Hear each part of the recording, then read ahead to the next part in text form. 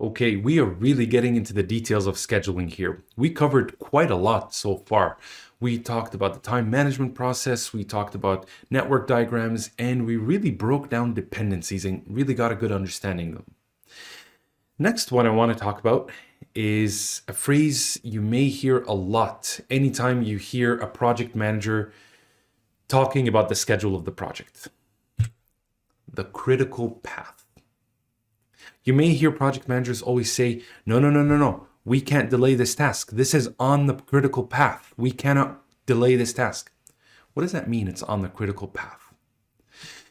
The critical path is the longest path through the project, identifying the minimum time necessary to completion. So if you have your schedule, a Gantt chart or a network diagram, you have your schedule, your activities laid out, your critical path will be the longest duration, the longest path through the project. That means that if any activity which is on the critical path gets delayed, the entire project gets delayed. We need to make sure we understand this very, very clearly because it is a core part of scheduling, core part of project management. The critical path is the longest path through your schedule. Any activity that is on the critical path, if it gets delayed, the entire project gets delayed. That is why project managers are really sensitive about the critical path. Stay away from my critical path, right? Anytime they're about to perform an activity that falls on the critical path, you'll find that the project manager is very, very attentive to what's going on. How are we doing? Are we taking too long? What's going on? Now, with project management software, such as MS Project, identifying the critical path is very easy. You simply click on the function and it'll identify your critical path for you. It'll highlight it for you in red. But you need to understand how to find that critical path manually by hand. And this is what we're going to do a little later on. To do that though, there's a few key terms that we need to identify just before we get into it. And it's all part of the critical path method.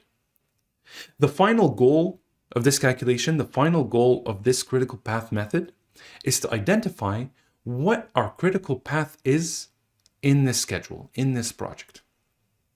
4 key terms. A forward pass. A forward pass is when we go through all of our activities from beginning to end and we identify the early start and early finish dates. What is the earliest date I can start each activity? And what is the earliest date I can finish that activity? That's called a forward pass. It may not make sense right now, but once we get into the calculation, you'll see what I'm saying. A backwards pass is working backwards. You start from the end to the beginning of all your activities and you say, okay, I'm going to calculate the late start and late finish dates. What is the latest time I can start this activity and what is the latest time I can finish it? Once we've calculated our forward pass and our backward pass, or calculated all the early start, early finish, late start, and late finish dates, we can calculate float. And there's 2 types of float that we need to be aware of.